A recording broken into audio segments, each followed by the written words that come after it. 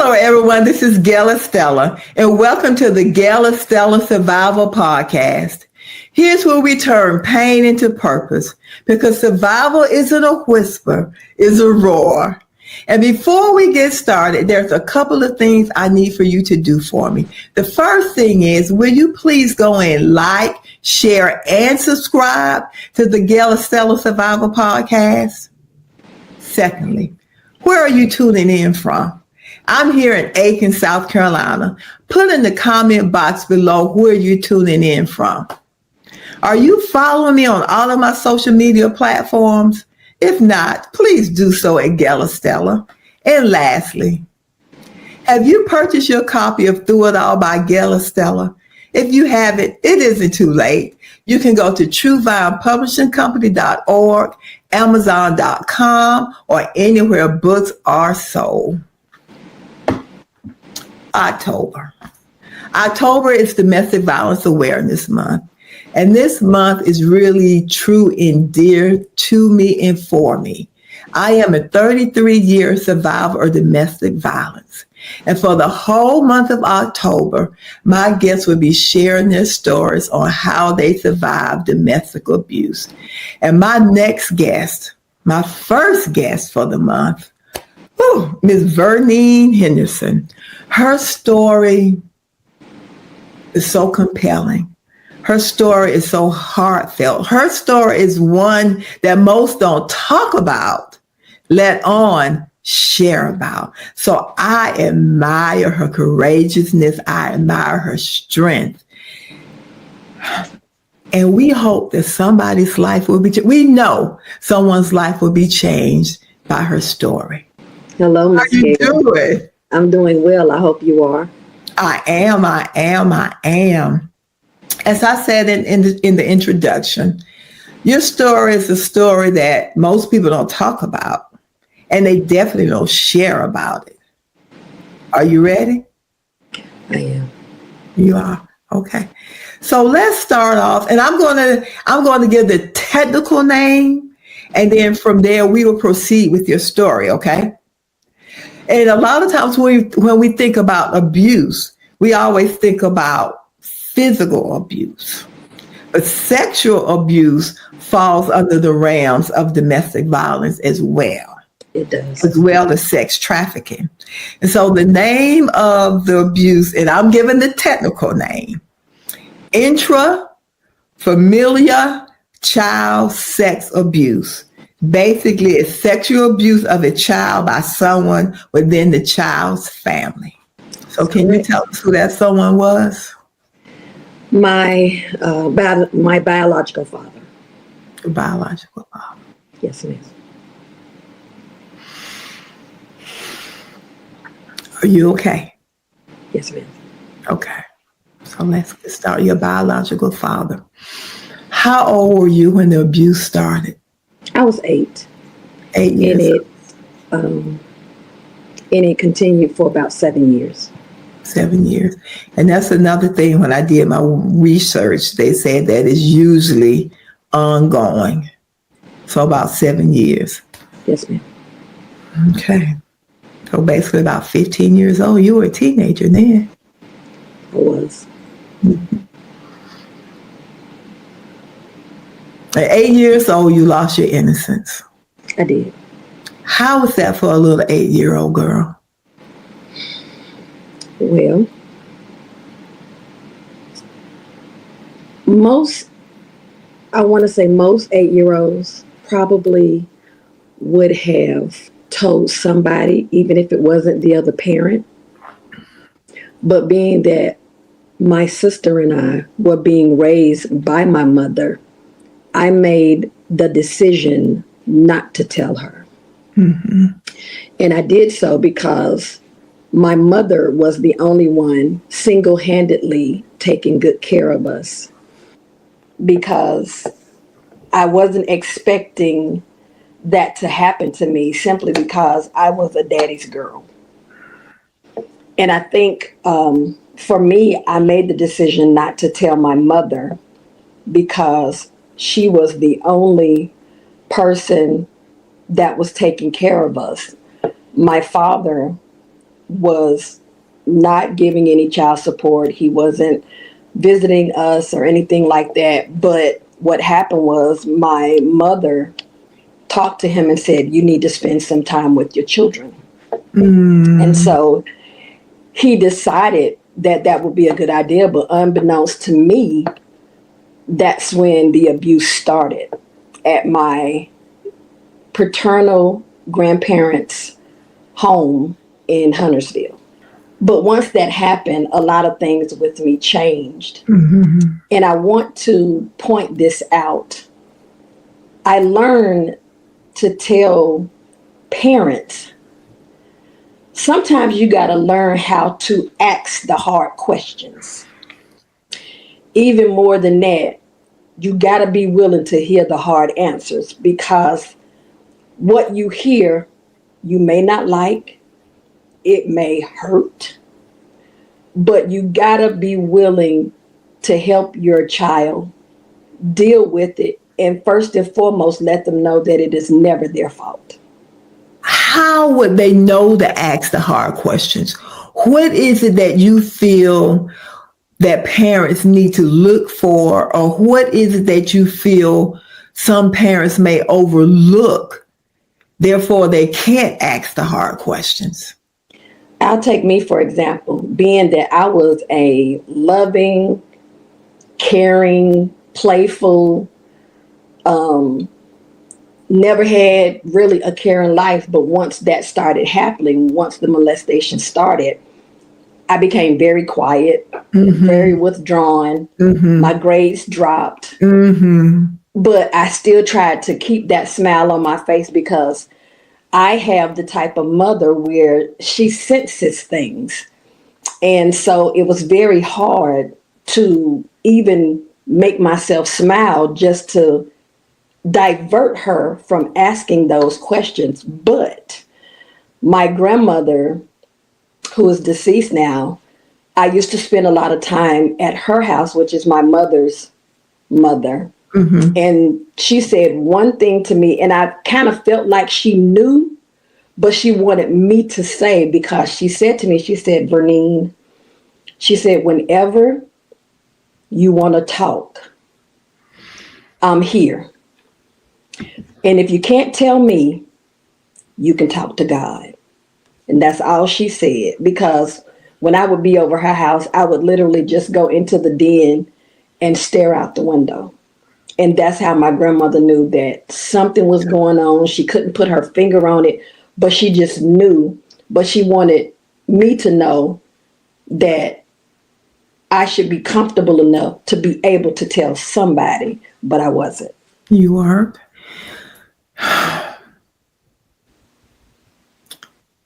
The first time, because you said you were a daddy's girl. I was. So what did that look like, being a daddy's girl? Oh, I thought I loved my father. I wanted to go everywhere he went. I didn't want him out of my sight. I didn't want him to leave. When him and my mother got separated, I was not okay with it, but I knew it was something that was bound to happen. And so in some instances, I dealt with it, but I was still nevertheless a daddy's girl. Daddy's girl. So there's a such thing as grooming. Did your dad groom, and anything that you feel that you don't want to answer, please feel free not to answer it. There's a such thing as grooming. Did your father groom you, or did the act just happen? He did not groom me. I was in my grandparents' home in Huntersville, my paternal grandparents, and we were going out the door, and he stopped and kind of, had me against the wall right at the door. And I said, like, what, Daddy? I thought we were leaving. And he said, we are. He said, but I just want to do something first. And that was the first time. And once he did that, I was shaken to my core. And the next thing he said was the thing that imprisoned me in my mind. He said, now you don't want to tell anybody what I just did, because that would destroy our family. And I said, I don't want to do that. I don't want to hurt anybody. And he said, good. That would be spectacular, or something like that, he said. Please leave a message after. And I said, okay. But I was still, I was in disbelief. I was scared. I was just done. And from there, it just took flight. It took flight. So at 8 years old, did you know anything about sex or penetration? Did you understand what was happening to you? I didn't. I did not. I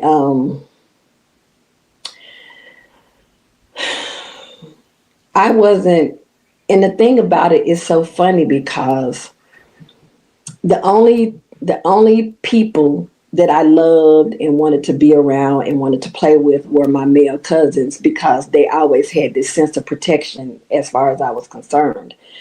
And so I didn't know anything about that, because I was 8. I wanted to at least grow up to do what young ladies did, or at least find out about it.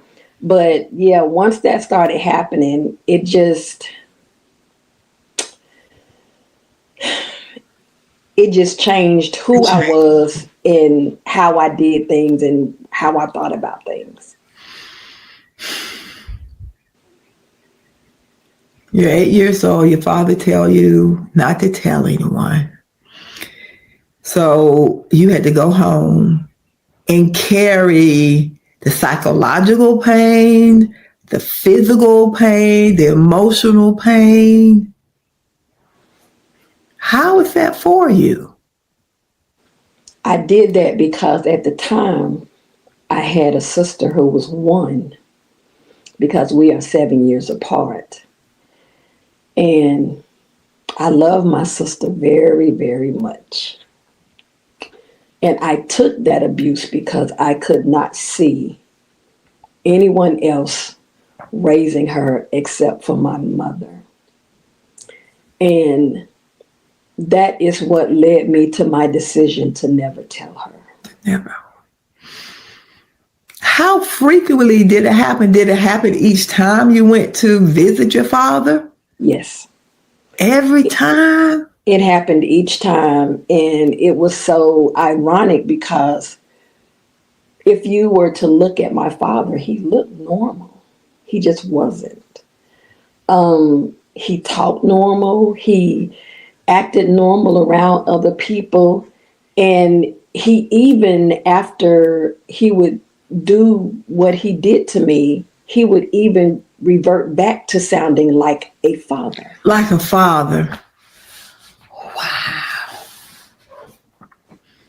Did he ever, during that time, did he ever apologize, or did he reiterate, don't tell anyone, or by this time you just knew that you couldn't tell anyone? He didn't have to reiterate it. He didn't have to say anything about don't tell, because I already had it in my mind as a guarantee for the safety of my sister that I would never tell, because I could not take the chance of her being raised by anybody other than my mother. So what about your maternal grandmother? Now this is going on in her home. Well, no, it wasn't going on in her home.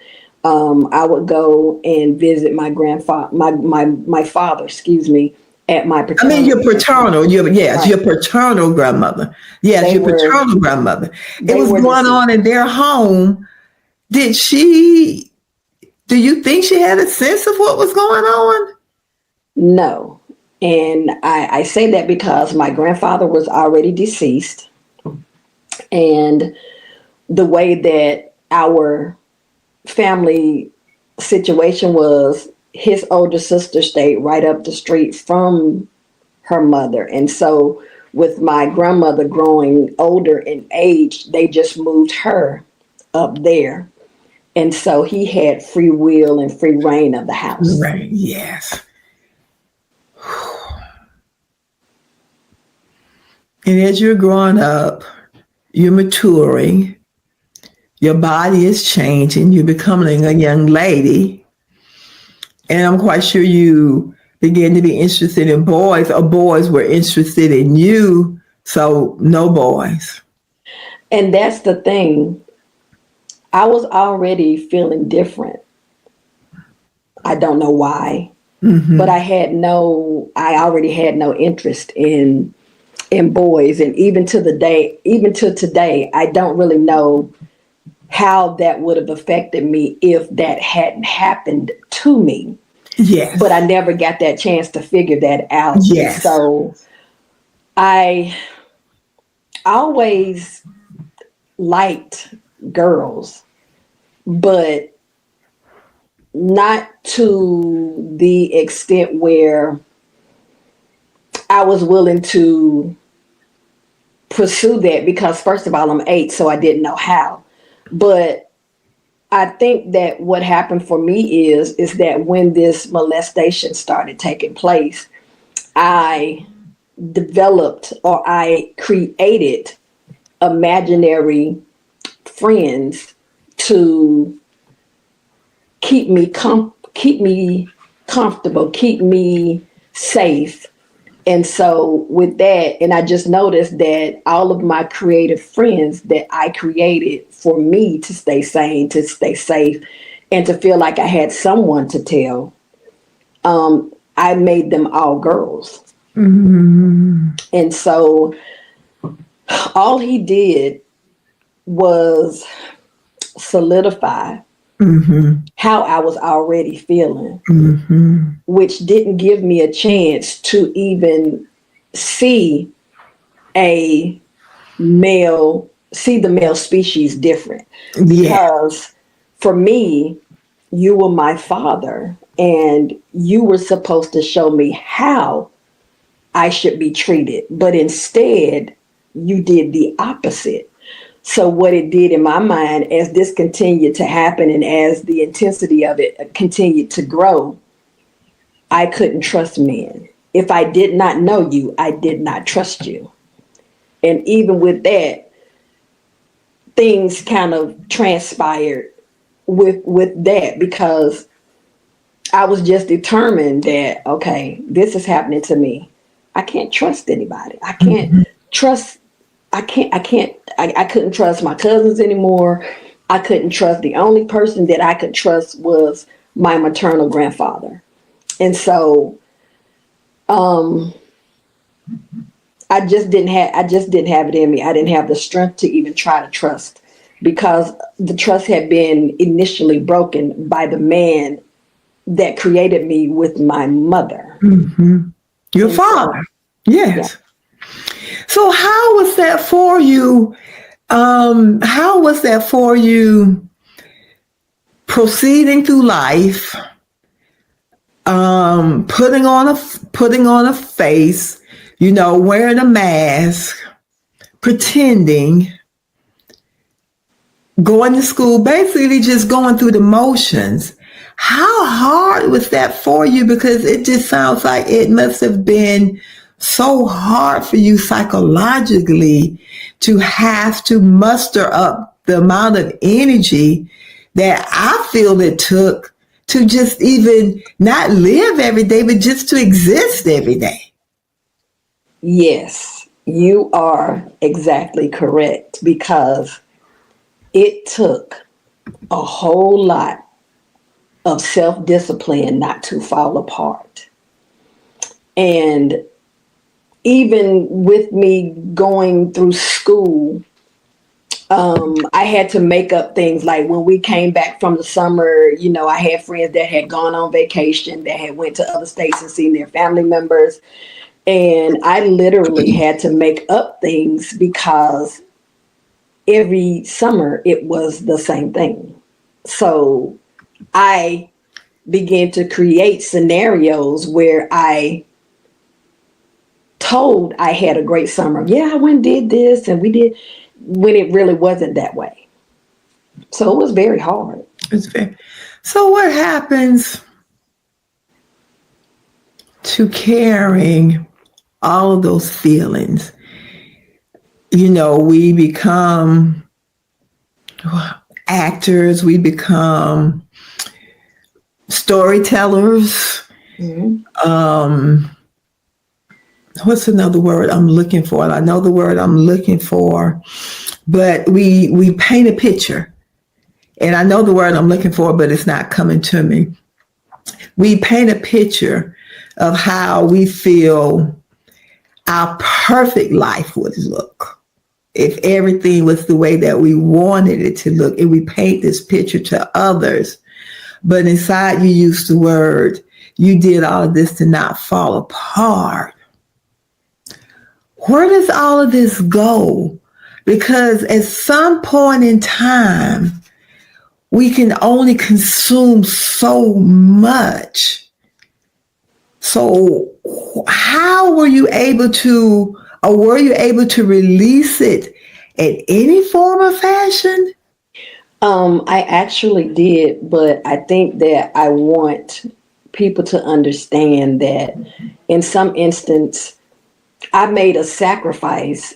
And I know that people are going to say, you made a sacrifice.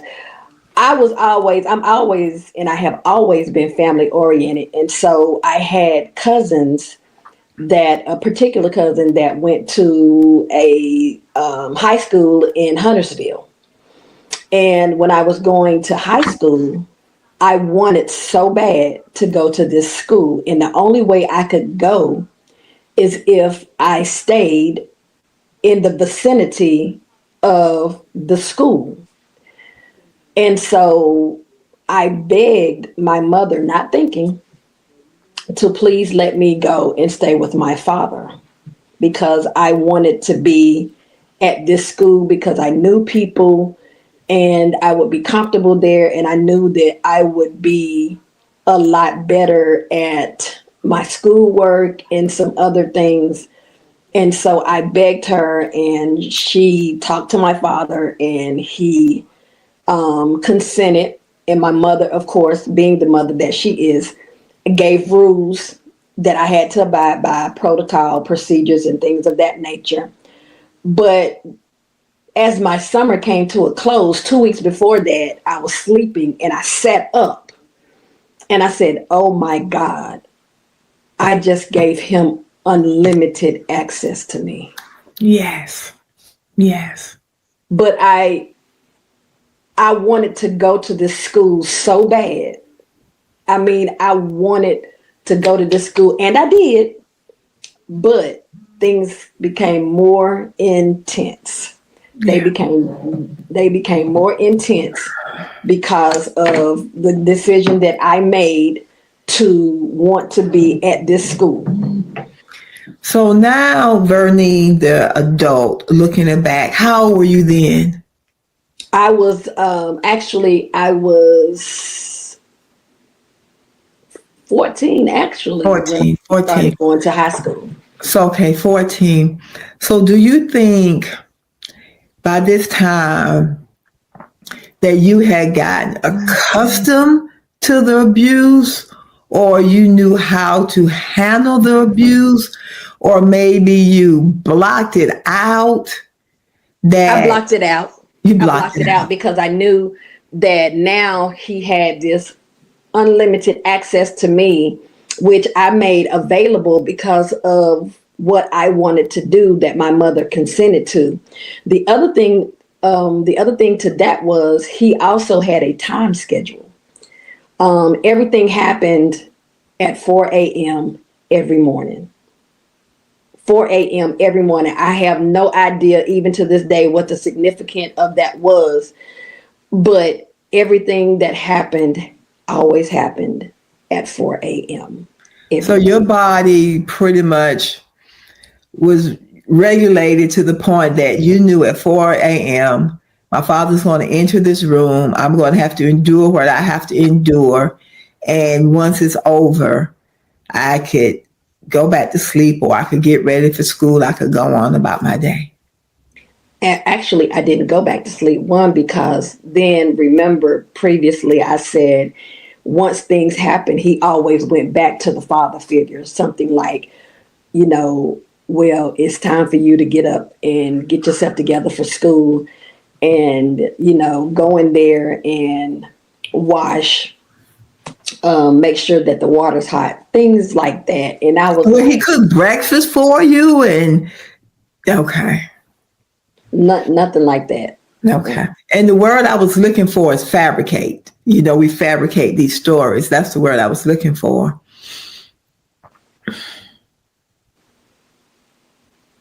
And so I have to be careful on what I say because still he's your father. Did he ever say to you that if you didn't endure what you were enduring, he would hurt your sister? No. Or you just felt, but you just felt that he would? I just felt the need. I just felt like if he would try. Mm-hmm. And, some years later, she actually told me he did. And so I did have a confrontation with him about that.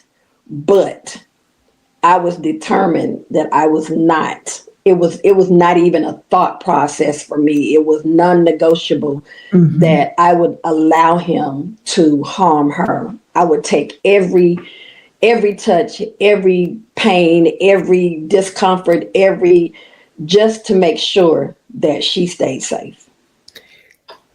And I have a question, and again, if you don't feel comfortable answering this, because once your body started changing and you entered puberty and you were able to produce, did your dad protect himself? Was that?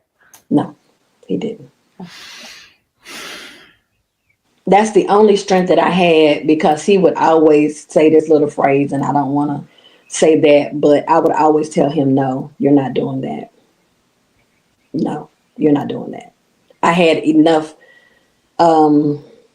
strength or will, if you want to use that word, to say you're already doing this. Yeah. You're not going to give me something that I didn't ask for. Yeah. So boundaries, you still used your voice as much as you could. As much as I could. But yeah, he wanted to, and I was like, we're not doing that.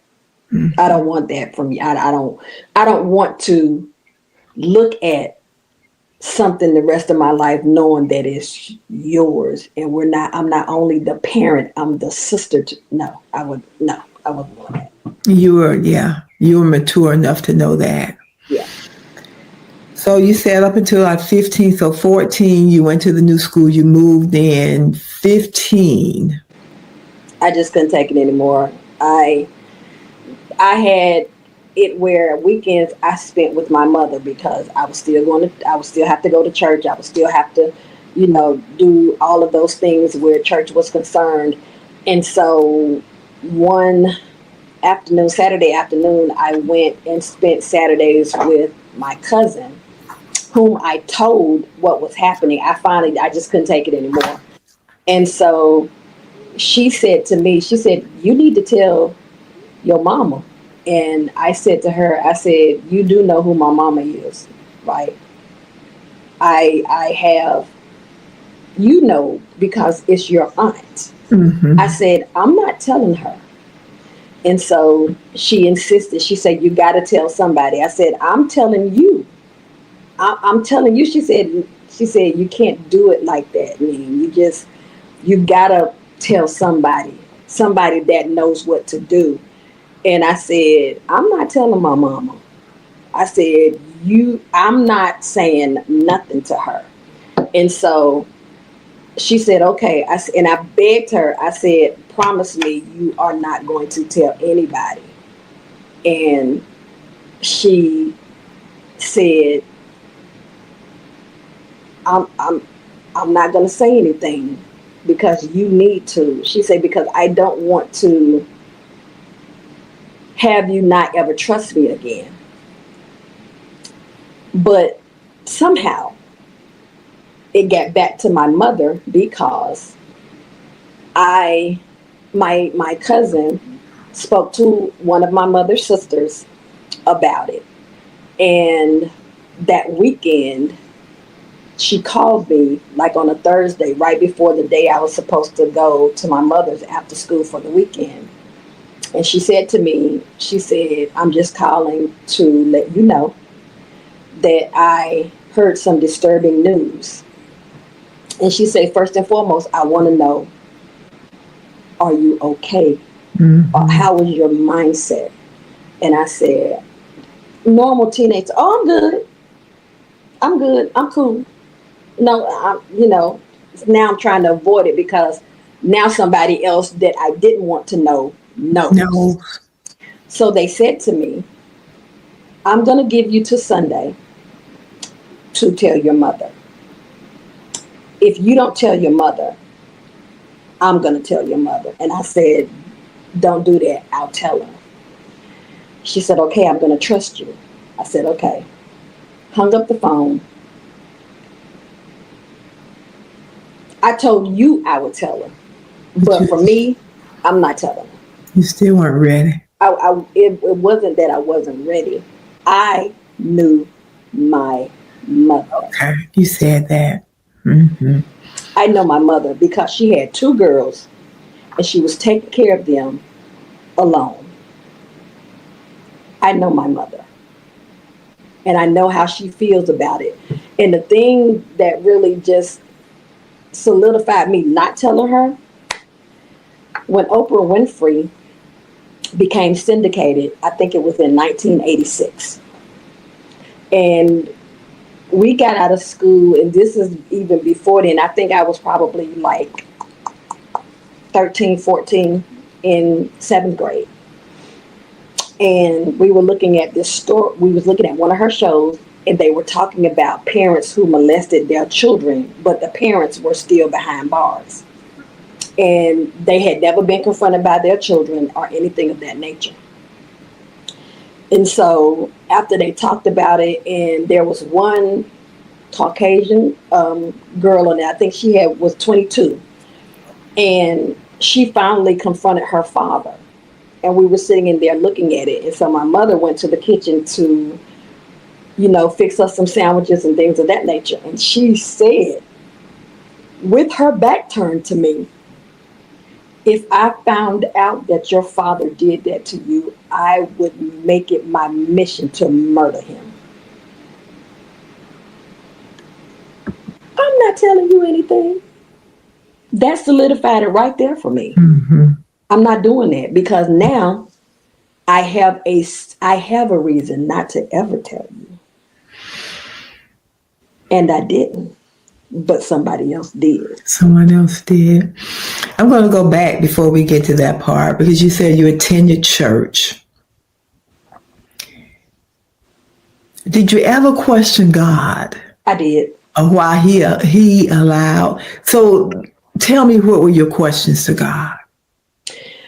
Well, I took my grandmother's advice. I was 9 and I was spending the summer.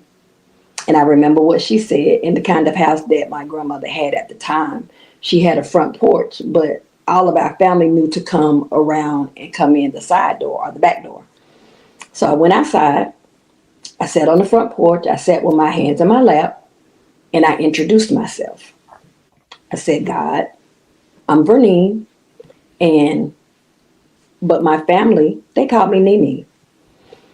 But my grandmother said that if I ever had a situation that I could talk to you.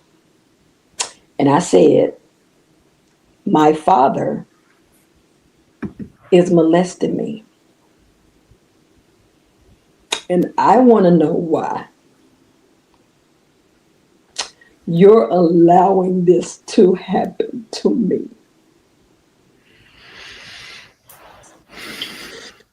I asked that question and I sat there for hours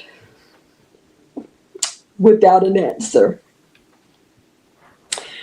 And so from that day forth, when it still occurred, and I went to church, and there was a sermon that the pastor at the time had preached. And the sermon was called, God Will Take Care of You. Somehow that just didn't seem like Real. a message that I wanted to hear. Yes. Because I felt like he wasn't taking care of me. He wasn't, because I was still going through this. I was still having to be somebody else. Somebody that had to strain out a smile or choke out a laugh or be somebody other than who I really was and what I was really feeling. And so for a long time, I didn't want to talk to God. I felt like God was a big fat kid with a magnifying glass. And I was one of those little ants that that had the sunlight through the magnifying glass on me because the situation was burning me. And so I didn't want to talk to him, and I didn't for a very long time. You said you had to strain to smile, choke out a laugh. That's powerful. Yeah. It gets to so many things. When people hear bits and parts of my story, so many people ask me, how are you still sane? Mm-hmm. Why haven't you? I feel like that part of my family, especially my father, it was a generational curse because I felt like what happened was somebody did that to him. Okay. And the reason why I say that is because he would never let a man touch him. He would never let a man hug him. He wouldn't let a man stand too close to him. He would shake their hand, but that was about it. Mm-hmm. How were you? How were you when you began to notice that? That you were that insightful. Probably about 11. Okay. Okay. Okay. And so when I developed or decided to develop my relationship with God, the Holy Ghost spoke to me and said, your father had been molested. They swept it under the rug because he never got help. And so all it did was turn him into a predator, which the enemy was hoping that would happen to me, but instead it did the opposite to me. And we're going to talk about that. Let's go back to someone else told your mother. So my mother's sister came to me after church and said, have you talked to your mother? Oh, no, I haven't had a chance. We've been busy this weekend, so I, haven't had a chance to tell her. She said, okay, Vernine, you're going back to your father's tonight. If you don't tell her, I'm going to call her. Well, for me, you can call her. That's what I was thinking, because at that time back in the day, we had no voicemail, so I was good. But little did I know, when my mother dropped me off and came back, my aunt called her then and told her because the morning that I was getting up that Monday morning to get ready for school, my mother called my father and said, "Bring me my daughter, and you come too." And so he came into my room. He actually knocked on my door and said, "You're not going to school today." And I said, at the top of my voice, I said, "Why? What's the matter? I got school." And he said, "Your mother wants me to bring you to her." And I said, "Why? What happened?" He says, "I don't know, but I'm going to do what she's asking me because I don't want to hear her mouth." Yes. He had no idea. No. And so when we got there, she waited until my sister got on the bus to go to school because she did not want her there when my father came, because just like me, she loved her father. So when we came upstairs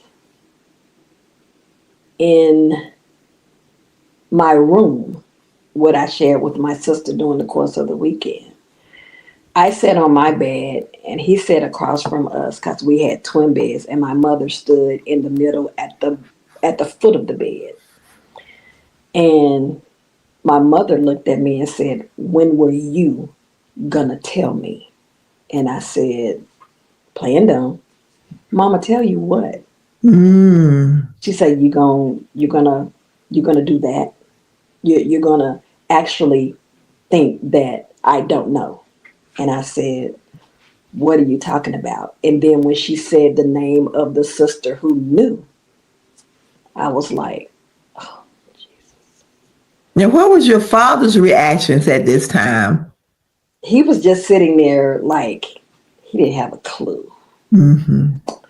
And so my mother, being the direct African American woman that she is, said to my father, "How is it that you can lay with me and birth her and then turn around and molest her?" My father said to my mother, and I quote because she told me what he said, "If I knew that this would bother her so much, I never would have touched her."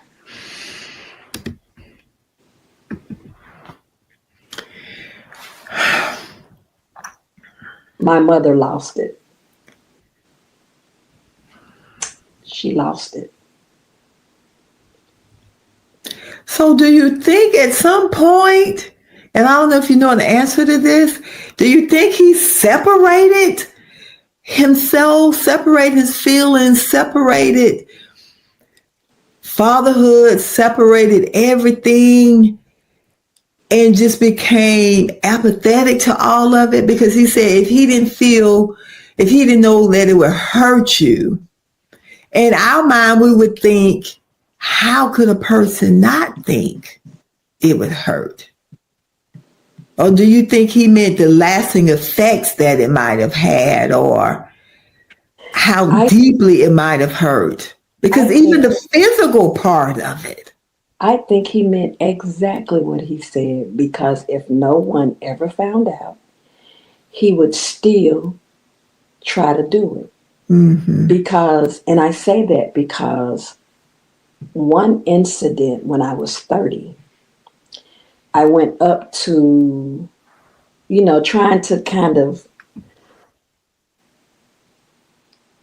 benefit of the doubt. He's my father. Although I had pushed all that stuff down and I had gotten into a relationship where I was very happy. And so I felt like I would be safe with her and we could just go and take the kids to see him, but watch them, and go to the family picnic, because at that time he had a common law wife and things of that nature.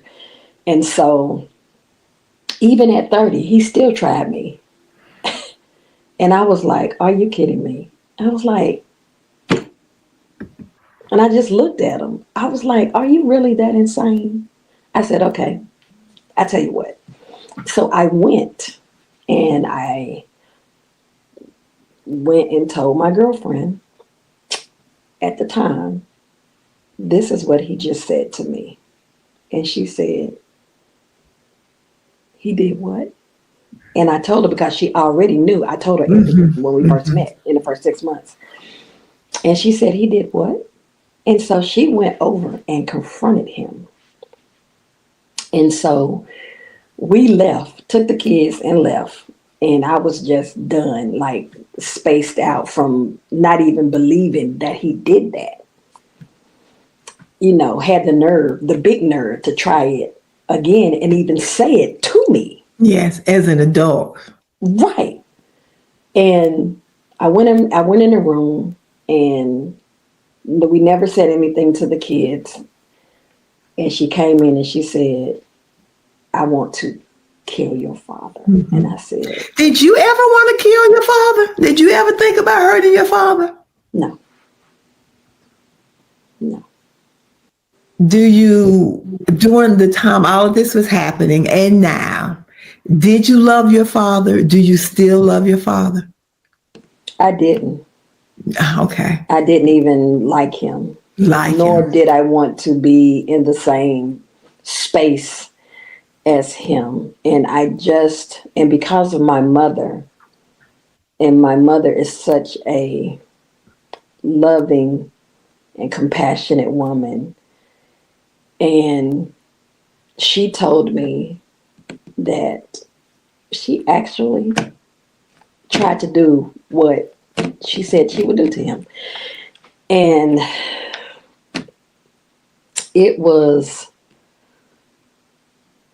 I just looked at her and said, I didn't want that. But my mother did what she did as a mother, and she went immediately to the CMPD department to have this handled. And it wasn't handled well. It wasn't handled well. It was handled in a manner that showed me to be promiscuous, and I wasn't. I never have been promiscuous, but because of their shoddy investigation, they never questioned him. They never took him. They never did any of that. And when they told my mother, Vernine, the internet was interrupted on my end. Okay. So, and I'll tell him to make sure he catch this. I think I asked the question, did you love your father? And you said no. And then you said the mother, the way the person your mother was. So let's pick up from there. The person that my mother was, she tried to do exactly what she said she would do. But she also was very responsible and immediately didn't waste time, didn't say we're going to do it tomorrow. I didn't even go to school that day at all. She says, first I'm going to change your school. She said, but before I do that, she said, I'm going to the police department and I'm going to report this as a crime. Well, she did everything that she could do as a parent. But again, because the investigation was not properly done and what they found out, they didn't ask questions about him.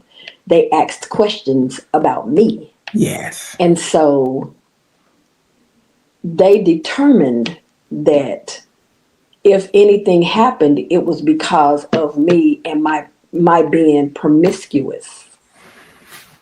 And my mother was so outdone, and she said to me, because not even then, my mother and I had just had a conversation, and it wasn't a good conversation, but she knew. And she looked at one of those detectives and she said, I'm not sure how you came up with your information. She said, but there is no way that my daughter can be promiscuous, as you say, because she doesn't like boys. And they just looked like my mother had hit them with a bag of nickels because they knew that they screwed it up. And so my father has gone free all of this time without prosecution. Without prosecution. So if you had to say something to maybe someone that's watching now and they're going through molestation, incest by a parent, what would you tell them? Don't be afraid. And it wasn't that I was afraid. I knew the circumstances in which I stayed quiet. But if you have a supporting family and a person that you trust that will understand, tell them immediately, because you might not be as strong as I was and am. And your only recourse may be suicide. And that's not what you should do, because it is never going to be your fault. Yes. Never. Because we as adults should know the difference between how to help a child be successful or how to help that child be a failure. And that's what my father tried to do to me, because there are so many things right now, Miss Gail, that I am battling with even as we speak. And again, I'm so sorry you had to endure what you endured. Thank you. And again, I commend you for your strength and your courage. What would you say to mothers? Because I know you said something about something shifted in you. And when the trauma begins, there is a shift. What would you say to the parents that are watching on how to pay attention to their children? Or the administrators, the teachers, the adults in their lives? My mother was very familiar with my characteristics, with my attributes. And she knew that I was a loving, fun, caring, laughing, joking person. I walked a very, very thin line on trying to keep everything in control. But sometimes as a parent, if you know your child and you know that something has shifted in them, like for instance, if they're a person that's a gamer, and I'm just using that for an example. If they are a gamer and all of a sudden they don't want to be in their room, and you know that's where they were, and Yes. that's where they spend most of their time, ask the hard questions. If she all of a sudden was dancing or in dance or in gymnastics, and an adult that you trusted would take them and all of a sudden they no longer want to go, ask the questions.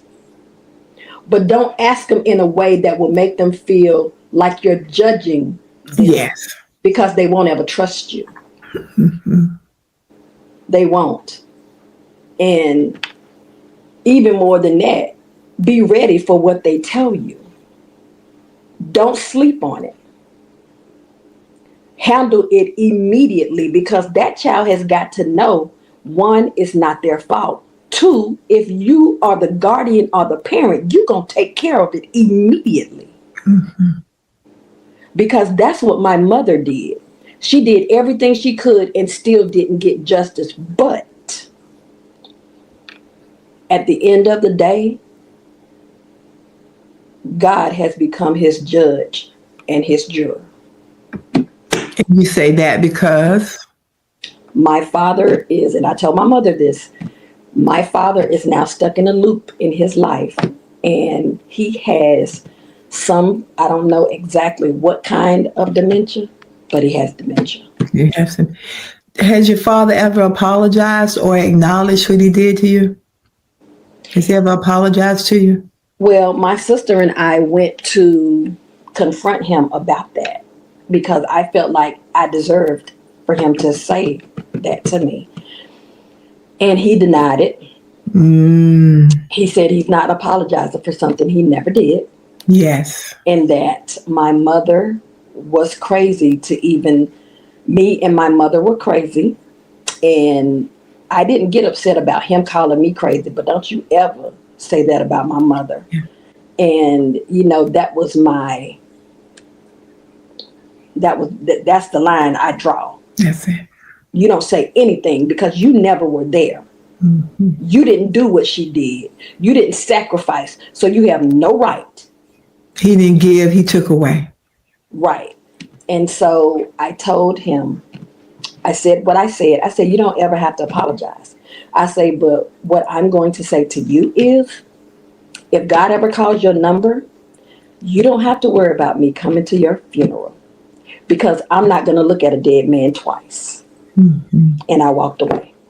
Wow. And ever since then, I hadn't seen him until recently when my sister started going to visit him because she said that, you know, it was just a heaviness on her. Mm-hmm. And so the day that I went with her, it was actually Father's Day. And that was the first time that my sister and I ever spent the first Father's Day with him. And we haven't been back since. And are you okay with that? I'm okay with that. I'm okay now. I will say this because it took me a long time to love him. And that's the only reason why I do. It's because of my mother. Have you forgiven your father? I have. Because what did that look like for you? Well, as far as being free from his prison of secrecy, I'm fine with that. But what it did for me is that I have walked around for 45 years thinking that I have been a whole adult when I'm just learning that the 8-year-old little girl in me never healed. And so I decided to get help. Yes. So that I could deal with this 8-year-old little girl. Yes. Because now I am married with children and grandchildren. Mm-hmm. And I needed to understand why I was saying things that I was saying and doing things. Not that I love, don't mistake what I'm saying. I love my children and I love my grandchildren. But when it came to conversations that I would have with certain people, I always had this demeanor where I could say what I want, say it to who I want, say it where I want, say it how I want, and say it as loud as I want. And my wife told me, she said, that's coming from the fact that you haven't healed. And that's a temper tantrum. Mm-hmm. And only 8-year-olds that don't understand, that can't get their way, do things like that. And she said, I need you to get help. But I figured I could handle it. And so for a few months, I would be doing okay. And then something would happen and everything would just go. Triggers. Yeah. Mm-hmm. Yeah. I had a lot of triggers that I didn't know. And so now that I understand that healing inside me, I need the little girl because when I say that my wife is very grown, like very adult, and standing next to her, I don't feel so adult, especially when I can't handle some things.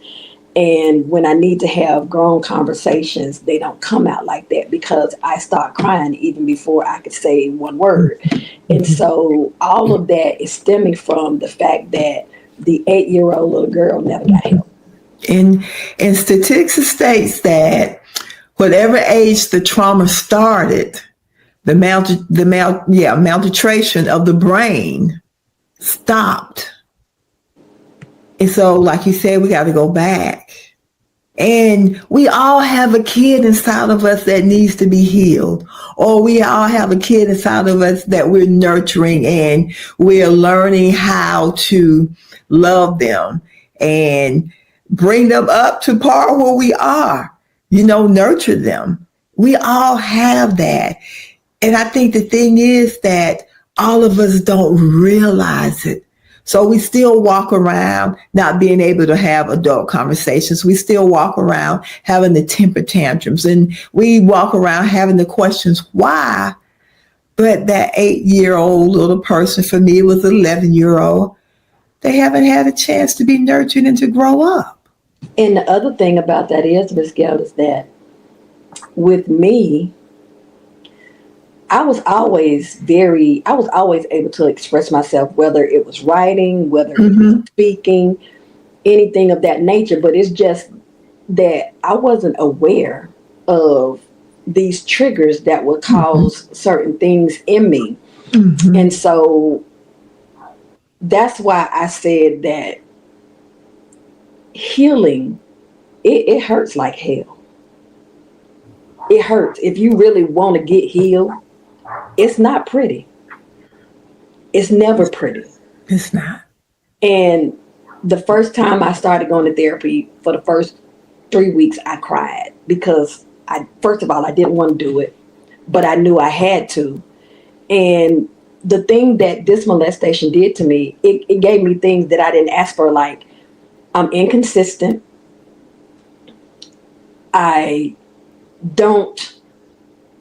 These are things that I'm trying to unlearn. I learned how to be inconsistent. I learned how to not finish anything. I learned how to avoid having a straight conversation. Even when I don't mean to be have secrets that is not even necessary to have. I have them. My communication was spotty at best. There was just a whole lot of things that my father gave to me that I didn't ask for. Nor deserve. I've learned those things. Yeah. And it's very hard to, because even now I struggle with being consistent in simple things. Like, for instance, I have 2 books, and one of them actually talks about what I went through as far as being molested, and it's called Caught in the Middle. And so I wrote that book in 2019. I finished it in 2019. Here it is, 2025, and it's still not on the shelf. See what I'm saying? Yeah. And my sister, whom I love immensely, I love my sister because she is my biggest cheerleader. She's like, you got to get out there. It's people that need to see that book, because the book is so detailed about everything that happened, how it happened, what was said. It involved, when I was going through church and how I felt about what God was giving the pastor to preach about. I didn't want to hear any of that because I felt like it was crappy because of what you allowed me to go through. And even every now and then, I'm still asking him why. It's okay. It's okay. It's okay. And you said 2019, and I believe in divine order. Because this is the 10th month, and this morning we were talking about that. And one thing about the number 10, divine order, how God created the heavens and earth, everything came in order. And I believe in timing. And it will get published, and it will be the right time. It will be the time that you have done more work on yourself, and you know who you are. You're more confident in yourself, and you'll be able to handle everything that's going to come along with that book. Yep. Where God is going to catapult you to. You're going to be on stages. You're going to be in arenas. You're going to be certain places that you're going to have to be mentally ready for what that book contains, so you can convey to others. So it's all God's timing. And I remember you saying something about why God allows things to happen. And that's a common question. We all have asked God that question. And I think it's for a time as this. He knows who can handle what. He never leaves us nor forsaken us. And he knows that your story is going to be so powerful, and your story is so powerful, that it's going to help heal a lot of people, because statistics states that 81% of women will endure some type of sexual harassment or sexual abuse in their lifetime. 81%. That's almost everybody. I just never thought it would be me. Excuse me? I just never thought it would be me. And we never think things that happen to us are going to be us. But God knows who can I'm a firm believer that God knows who can handle what. You're telling your story. You're sharing your story. People are going to be healed from your story. And for the sake of time, it was something on online that you had. You said, first of all, you said singing. Tell us what singing does for you. Singing puts me in a place of peace and calm. When I can't talk, when I can't be still, or I got so much going on in my mind, he allows me the ability and the anointing to sing. And so that's what I do. And there's so many songs I know, but there are so many older songs, like back in the day, that really just does it for me, like Revive Us and Endow Me by the Clock Sisters. And I can't complain because I used to, but now that I understand what I'm going through and why I need to, there's no need to complain. It's just a lot. There's something else that I read on social media. You said, I'm changing my mindset, my energy, my vibe, my surroundings, my lifestyle, and anything else that doesn't benefit the growth I'm trying to accomplish. That just means that I've been doing so much for everybody else, and I forgot how to love me. I forgot how to put me first. And for the first time in my life, I'm not doing that anymore. How does that feel for you? Well, I'm still trying to get used to it, because I felt like if people didn't need me, I wasn't worth anything. And that's just not the truth. I'm worth anything if people don't need me. And that came from what I've gone through as far as my father is concerned. And he made me feel like that. Mm-hmm. And so now I'm in a place where I want to know who I am, and I want to be able to be okay with who I am, flaws and all, and what I've been through. And I want to be able to look the enemy in the eye and say, you did not win. You did not win. He did not win. He did not. Tell me about your relationship with God, because the enemy didn't win. Where are you now in your relationship with God? I think people want to know that question or that answer.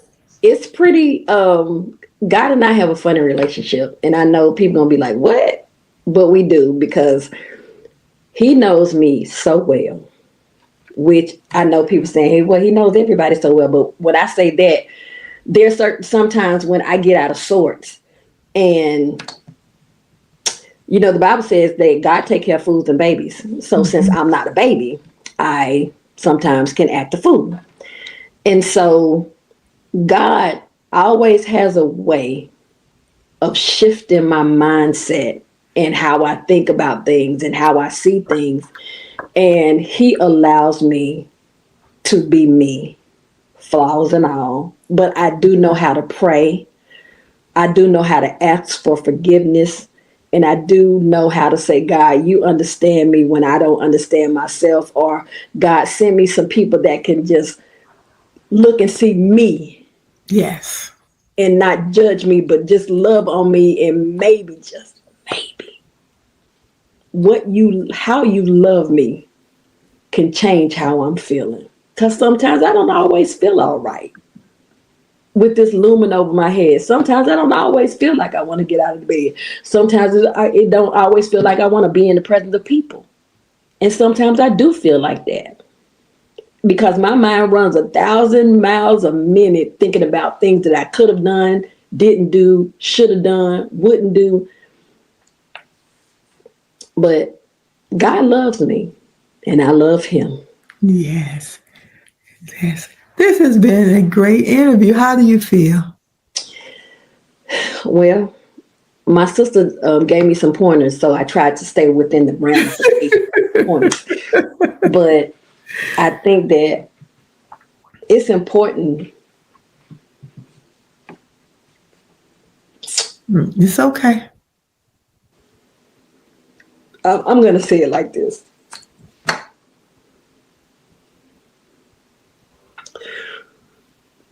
I have a family who loves me so much. My siblings, they are incredible. My mother, God knew what he was doing. He knew who could handle me. Mm-hmm. And he knew who I would give my accolades to, because my mother is the most important person to me besides God and my wife, because the story and the journey that we've had together, I wouldn't trade it for anything, because where I am in my life is because of my mother and the God in her. If I could had time to tell you, I would, but since I don't, I'll leave you with this. My mother walks by faith and not by sight. And wisdom to her is the principal thing of her life. And she never does anything that she does not consult God about. And that's what I see in my mama every day. It does not change. And she's not so high that she's no earthly good. Mm-hmm. But whenever she gets the chance, she's always going to tell you about God. And that is my environment. And I usually close with, this is the Gail Estella Survivor Podcast. Give me 3 things that has helped you to survive. You've already answered 2. You said God, your mother, your family. Give me one more thing that has helped you to survive. The will in me. The will in me. Because without it, we cannot survive. No one. I don't believe they could. You got to have some type of will. And it's got to be at a level where you know if something happens, you can still handle the flow. I like that. Regardless of, there has to be a willingness. There has to be a will inside of you. Miss Vernine, will you close us out with the song, I Won't Complain? Yes. Okay. Get myself together. I've had some good days. I've had some hills to climb. I've had some weary days and some sleepless nights. But when I look around and I think things over, all of my good days, they outweigh my bad days, and I won't complain.